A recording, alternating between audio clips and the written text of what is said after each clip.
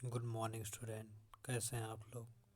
उम्मीद करता हूँ अच्छे होंगे। तो स्वागत है आप लोगों का एसएसपी ऑनलाइन एजुकेशन में। और आज का टॉपिक है पूर्वी समस्या। हम लोग बात करने जा रहे हैं पूर्वी समस्या का। और पूर्वी समस्या जो है ये बाल्कन प्रदेशों और तुर्की से संबंध रखता है। एक समय था जब तुर्की बहुत ही शक्तिशाली था, लेकिन आप देखेंगे कि बाद में चल के तुर्की की स्थिति कमज़ोर होती है, जिसका फ़ायदा उठाने के लिए यूरोप के शक्तिशाली राष्ट्र तुर्की में हस्तक्षेप करना प्रारंभ कर देते हैं।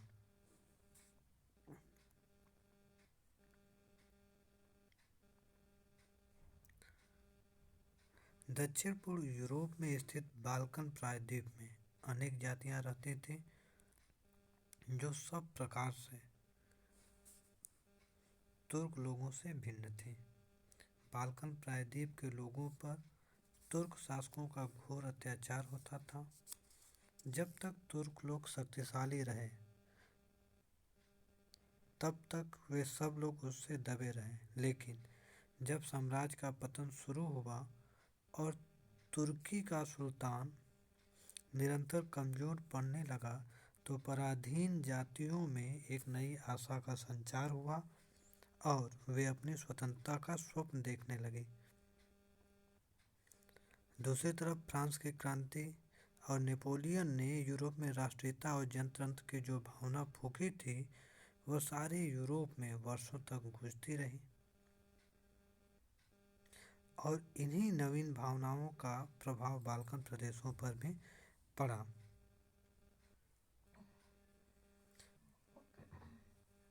1804 में सर्बिया के लोगों ने काराजार्ज के नेतृत्व में तुर्की के विरुद्ध आंदोलन किया था। इसके फलस्वरूप सर्बिया के लोगों को स्थानीय शासन के कुछ अधिकार मिले थे और सर्बिया को राजनीतिक अधिकार प्राप्त करते देख बाल्कन प्रायद्वीप के अन्य देशों के हौसले भी बढ़े और वे भी स्वतंत्रता के लिए प्रयास करने लगे। वियना कांग्रेस के बाद इस क्षेत्र में राष्ट्रीयता की लहर अपूर्व तीव्रता से बढ़ने लगी। यूनान का स्वतंत्रता युद्ध वियना कांग्रेस के बाद बाल्कन राष्ट्रीयता की सबसे बड़ी घटना थी। पूर्वी समस्या में पहली घटना आप देखेंगे कि यूनान में राष्ट्रीयता की भावना जागेगी और यूनान जो है वो स्वतंत्र हो जाता है तुर्की से।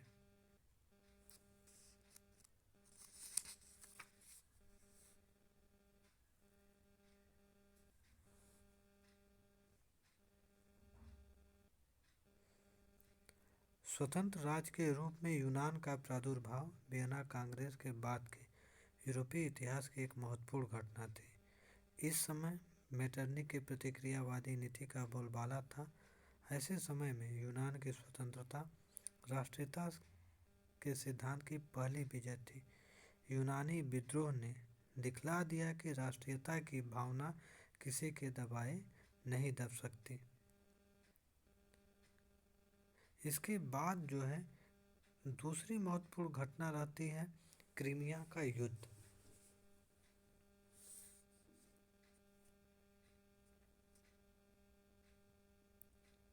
19वीं शताब्दी में तुर्की साम्राज्य लगातार पतन की ओर उन्मुख था और यूरोप के विविध राज्य इसका आपस में बंटवारा करना चाहते थे। इसके लिए रूस विशेष रूप से उत्सुक था। रूस के सुप्रसिद्ध राजा पीटर महान ने अपने सुधारों द्वारा रूस को महान शक्ति बना दिया था। अभी तक रूस अपने भूभाग तक ही सीमित था। बाहर में साम्राज्य फैलाने की बात रूसी शासकों के दिमाग में नहीं थी, लेकिन पीटर के बाद रूस के शासकों की महत्वाकांक्षा हुई कि यूरोप से निकलकर एशिया में अपने साम्राज्य का विस्तार करें। यूरोप से बाहर निकलने के लिए रूसियों को एक ही रास्ता था। रूस का उत्तरी समुद्र ध्रुव के बहुत समीप होने के कारण शीत ऋतु में जम जाता था और सामुद्रिक आवागमन का मार्ग बंद हो जाता था। रूस के पास सामुद्रिक आवागमन का केवल एक ही ऐसा मार्ग है जो सालों भर खुला रहता है, और वह काला सागर से डार्डेनल्स और बॉस्फोरस में जलडमरू मध्यों से गुजरकर एजियन सागर में आना और फिर वहां से भूमध्य सागर में पहुंच जाना। इसलिए उपरोक्त दोनों जलडमरू मध्य, जिन पर तुर्की का आधिपत्य था, रूस के लिए जीवन मरण का प्रश्न बन गया। इस हालात में रूस के लिए यह एकदम स्वाभाविक ही था कि किसी भी प्रकार वह इन पर अपना आधिपत्य जमा ले।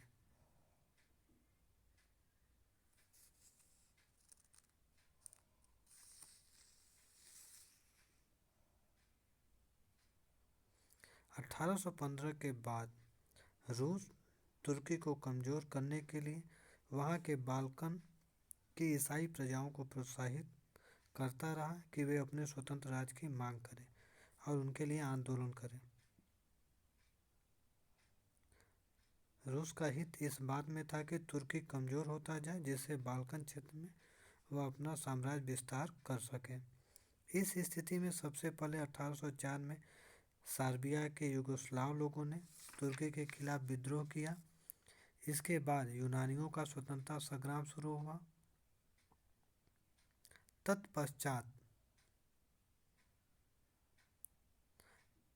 एड्रियानोपल की संधि 1829 के फलस्वरूप यूनान स्वतंत्र हो गया।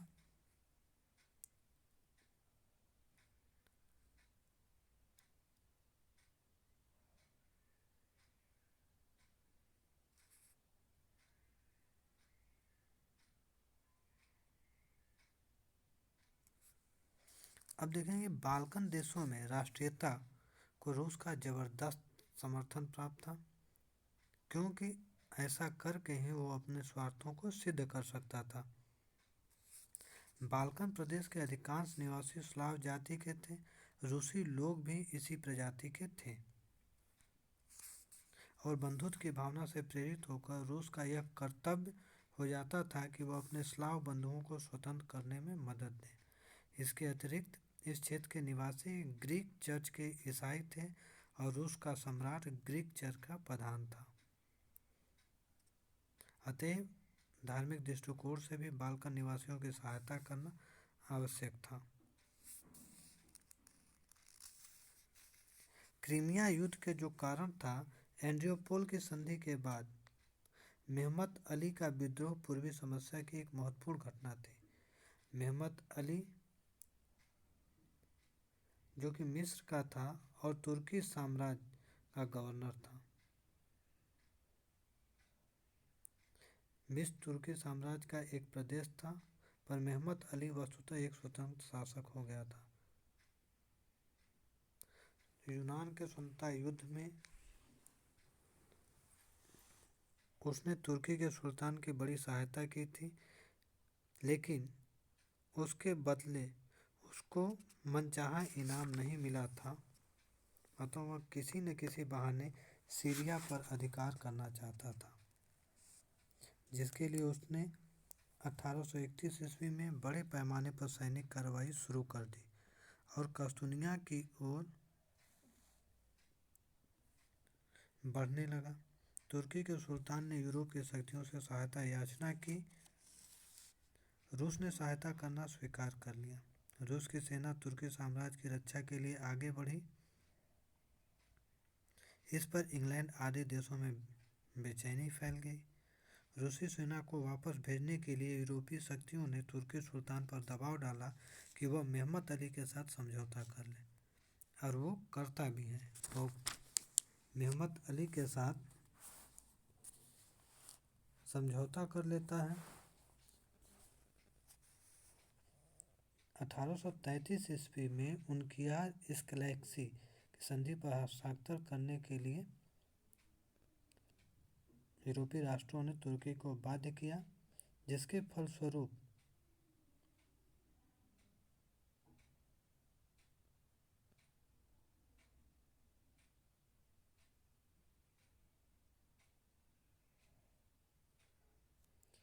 अब आप देखेंगे कि मेहमत अली को सीरिया दे दिया। अब इसलिए रूस एक अलग से संधि करके, क्योंकि उसकी मदद कर रहा था,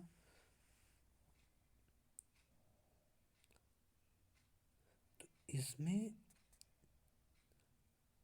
1833 में जो उनकियार स्क्लेस की संधि हो रही है उसमें रूस को काफ़ी अधिकार प्राप्त हो जाते हैं, जिससे कि रूस के प्रभाव को बढ़ते देखकर इंग्लैंड चिंता व्यक्त करता है और पामस्टर ने इस संधि को नष्ट करने का निश्चय किया और पूर्वी समस्या पर व्यापार समझौता के लिए यूरोपीय राज्यों का लंदन में एक सम्मेलन 1840 में बुलवाया। यहाँ यूरोप के बड़े राष्ट्रों ने एक संधि पर हस्ताक्षर किए, जिसके फलस्वरूप तुर्की साम्राज्य पर से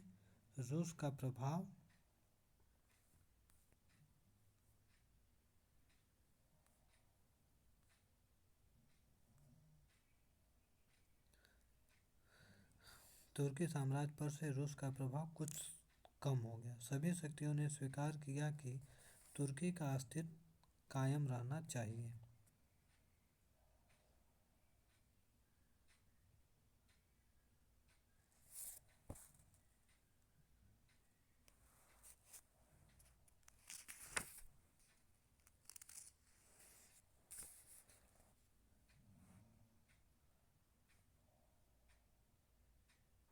मार्च 1855 में जार प्रथम निकोलस की मृत्यु हो गई और उसके स्थान पर द्वितीय अलेक्जेंडर शासक बना। नए सम्राट ने युद्ध को जारी रखना बेकार समझा। ऑस्ट्रिया की मध्यस्थता से युद्ध बंद हो गया और संधि के लिए पेरिस में तैयारी होने लगी। क्रीमिया युद्ध का अंत पेरिस की संधि से हुआ। 30 मार्च 1856 ईस्वी को यह संधि हुई, जिसकी मुख्य शर्तें इस प्रकार थीं।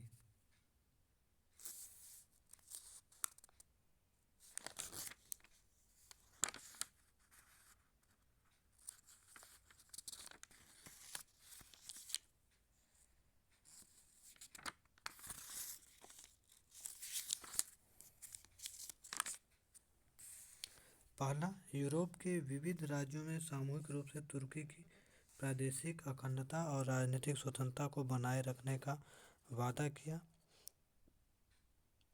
सबों ने स्वीकार किया कि वे तुर्की साम्राज्य के आंतरिक मामलों में कोई हस्तक्षेप नहीं करेंगे। दूसरा, इसके बदले में सुल्तान ने अपनी ईसाई प्रजा की स्थिति को सुधारने का वचन दिया।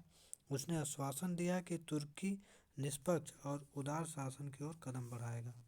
सुल्तान ने अपनी ईसाई प्रजा के विशेषाधिकार की पुनः पुष्टि की और रूस ने तुर्की की ईसाई प्रजा के संरक्षण का अधिकार त्याग दिया। मोल्डेविया और वेलेसिया पर से रूस का संरक्षण समाप्त कर दिया गया, उन्हें स्वायत्त का अधिकार प्रदान किया गया, लेकिन उन पर तुर्की की प्रभुता कायम रही। इसी प्रकार सर्बिया की स्वतंत्रता भी मान ली गई। डेन्यूब नदी व्यापार के लिए सभी यूरोपीय राष्ट्रों के लिए खोल दी गई। बेसरेबिया का प्रदेश मोल्डोविया के साथ मिला दिया गया। कार्स का प्रदेश तुर्की तथा क्रीमिया रूस को वापस मिल गया। काला सागर को तटस्थ घोषित किया गया। रूस या अन्य किसी देश को यह अधिकार नहीं रह गया कि वे काला सागर से युद्धपोत ला सकें। युद्धपोतों का प्रवेश घोषित किया गया।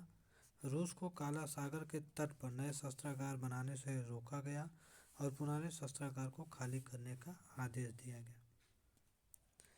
क्रीमिया युद्ध के महत्व और परिणाम की बात की जाए तो यूरोपीय इतिहास के दृष्टिकोण से क्रीमिया का युद्ध वियना कांग्रेस के बाद एक महत्वपूर्ण घटना थी। इसके महत्व के संबंध में दो प्रकार के विचार व्यक्त किए गए हैं। रॉबर्ट मोरियर ने इसे आधुनिक युग का पूर्ण व्यर्थ युद्ध कहा है।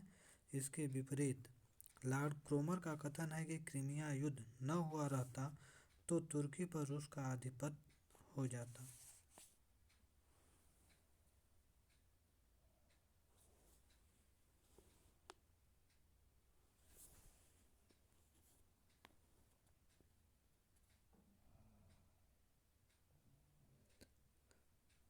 आज के लिए इतना ही रखते हैं। नेक्स्ट क्लास में आगे बात करेंगे। तब तक के लिए धन्यवाद।